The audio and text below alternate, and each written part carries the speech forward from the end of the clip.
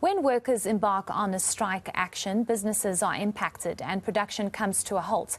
In many instances, these businesses don't know how to deal with the situation.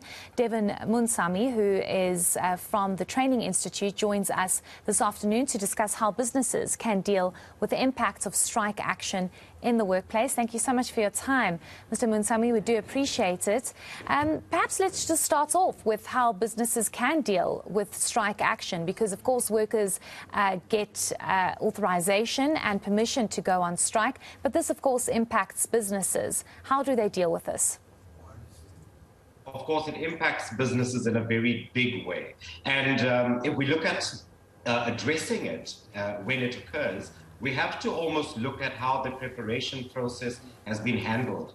Very seldom is it that industrial action will be taken without some sort of dialogue that occurs and some sort of insight in terms of what the pending outcome will be or what's going to be taking place in the business.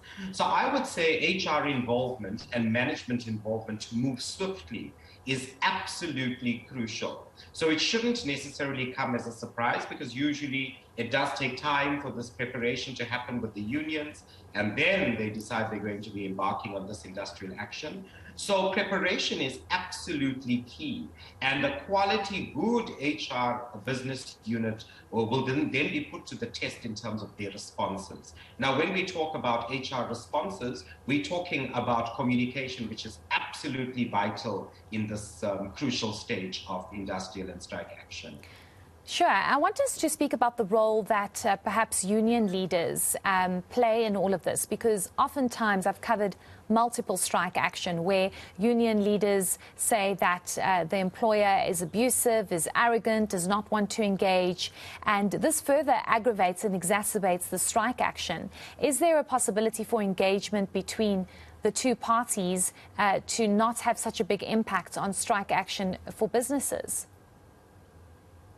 It's important for unions to be the voice and the speaking voice for the people within an organization. So what you'll find is that usually the union representatives will be taking a lot of the grievances, not necessarily around money and compensation, but as you mentioned, there'll be usually a list of other ills within the operating team or how they're functioning currently.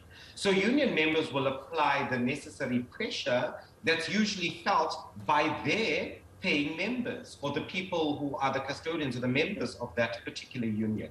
And it's then the responsibility of those representatives to go and communicate these messages. How that is facilitated will determine whether that industrial action is warranted, whether it's a fair one, whether both parties have now engaged amicably. In many cases, when we have these engagements beforehand, what we'll find is that industrial action and strike action doesn't even get to that point when there has been consensus. And this is an ideal scenario. We call this a proactive approach to what grievances and the concerns are of the people in the business. Reactive would be then strike action has taken place, and that could have absolute disastrous consequences for the organization from a customer engagement perspective, from a productivity perspective, loss of revenue, and generally morale for the whole organization. So the engagement between the union and key stakeholders in the organization, absolutely crucial so that we don't get to that point. So, I mean, the goal always is to avoid any strike action. But the reality is that you have many workers that are unhappy. They have a lot of grievances. They have a lot of issues that they want addressed. And, I mean, the cost of living is going up. People are just not coping with their basic salary. Are you seeing strike action having more of an impact on businesses, and you seeing more strike action in the last year or so, given the state of our economy? We've seen it because, as you know, we're a corporate training provider. So what we've seen in our space is that our programs and our learnerships have been disrupted.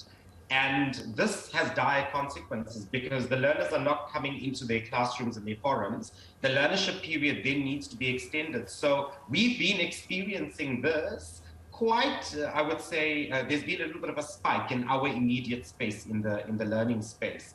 And we've been extending learning programs as a result of it. So this has a ripple effect. So what we'll see is, as we've mentioned earlier, is we'd see that productivity is at an all-time low. So when the operation downs tools and when people are not in their business units effectively working, we have customers who are possibly bearing the brunt. The organization is not bringing in revenue the way it should have been as things if they were running just smoothly in a business. So the repercussions are massive. And we've been seeing a lot of pressure within the space, with staff members not being able to, because remember, not everybody wants to join strike action, not everybody wants to take part in industrial action. So we even have those casualties. We've even seen instances where some people have become so demotivated and have often opted to change organization, which is actually so disturbing at the moment. Thank you so much for your insights. We do appreciate it. That was Devin Munsami from the ICHF Training Institute.